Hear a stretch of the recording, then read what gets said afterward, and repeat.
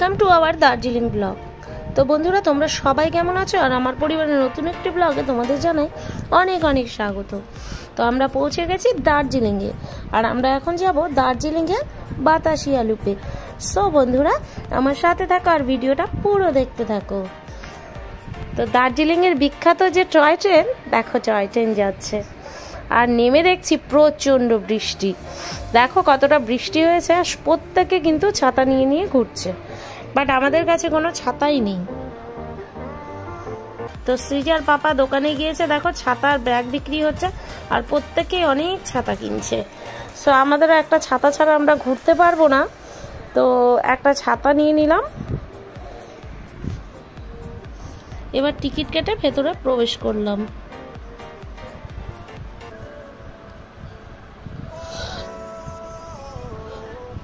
দার্জিলিংয়ের টপমোস্ট জায়গা হচ্ছে বাতাসিয়া লুপ, যা অনেকটা উঁচুতে এবং অসম্ভব সুন্দর।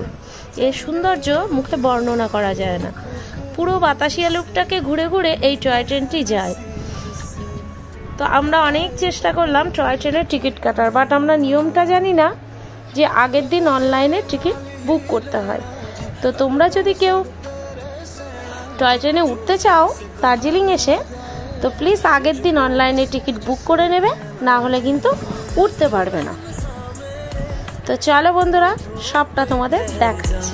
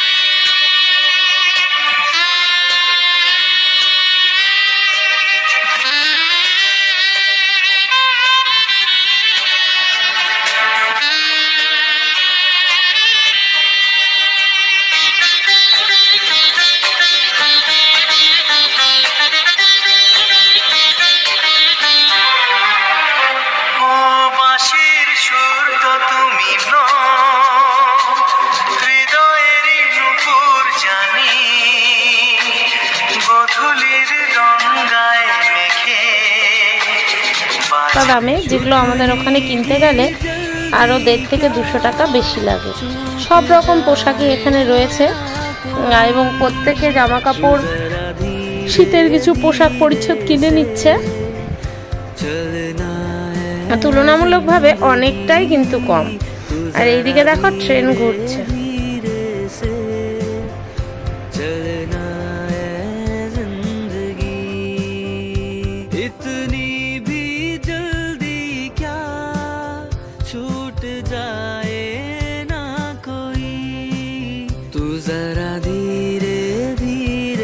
চলো বন্ধুরা, আমরা একটু পোশাক পরে নিই। এই যে আমার মেয়েকে এখান থেকে পোশাক পরালাম, ভালো লাগে বেশ এগুলো পরে ছবি টবি তুললে দেখতে ভালো লাগে। তো সৃজা তো কোনোদিন পরেনি, পরিয়ে দিলাম, আর ওর মাসিও পরেছে।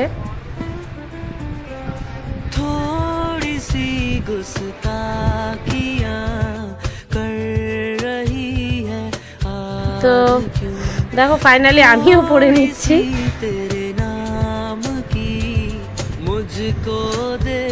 জাস্ট একটু ছবি তোলার জন্য পড়া, বাট আজকে ওয়েদারটা আরো ভালো থাকলে না অনেকটাই ভালো লাগতো।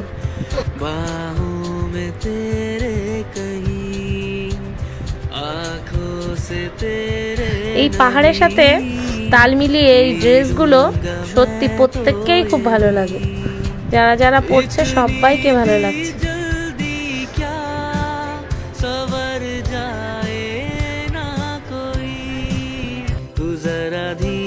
বন্ধুরা ফাইনালি আমি রেডি হয়ে গেছি, আর দেখো এটা আমার ফাইনাল লুক। কেমন লাগছে অবশ্যই কিন্তু কমেন্ট করে বলো যে একটু নেপালি নেপালি লাগছে কিনা দেখতে। যাই হোক, তো চলো কিছু ছবি টবি তুলে নিলাম। আর এইবার তো নামার পালা, কারণ অনেকটা সময় আমরা থেকেছি, বৃষ্টি প্রায় এখন কমে গিয়েছে, আকাশও পরিষ্কার হয়ে গেছে, আর ভিউগুলো বেশ সুন্দর দেখা যাচ্ছে। তো আমরা এখন গাড়িতে উঠে গেছি, এইবার আমরা যাব আর একটা ভিউ পয়েন্ট দেখতে, যার জন্য আমাদের অনেকটা উপরে উঠতে হবে। তো আমাদের গাড়ি এখান দিয়ে যাচ্ছে, পাশে দেখো ঘুম স্টেশন, তোমরা সকলেই জানো এটা পৃথিবীর উচ্চতম রেল স্টেশন, এর ওপরে আর কোনো উঁচুতে রেল স্টেশন নেই। তো ঘুম স্টেশন পেরিয়ে আমরা চলে আসলাম জাপানিজ টেম্পল দেখতে। তো এই জাপানিজ টেম্পলটি শহর থেকে বেশ একটু সাইডেই আর অনেকটা দূরে, মানে অনেকটা উঁচুতে আর কি, এবং ভিউ তো অসম্ভব সুন্দর, চারধারের ভিউ। তো চলো বন্ধুরা, তোমাদের সাথে শেয়ার করছি জাপানিজ টেম্পলের কিছু।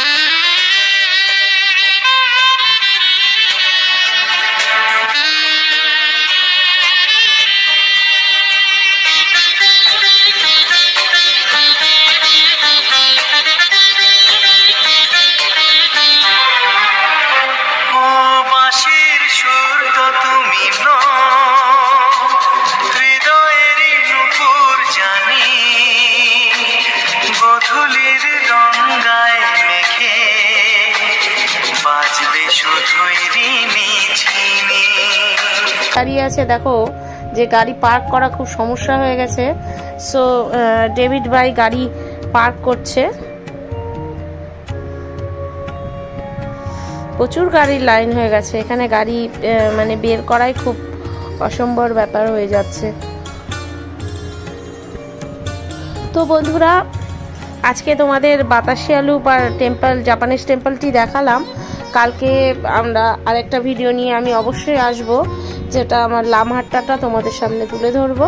তো বন্ধুরা ভালো থেকো, আর আমার ভিডিওটি কেমন লাগলো অবশ্যই জানাবা, খারাপ ভুল ত্রুটি হতেই পারে সেটাও তোমরা অবশ্যই জানিও। তো বন্ধুরা দেখা হচ্ছে তোমাদের সাথে কালকে আরেকটি নতুন ব্লগে। তো এইভাবে আমার পাশে থেকো, আজকের মতো টাটা।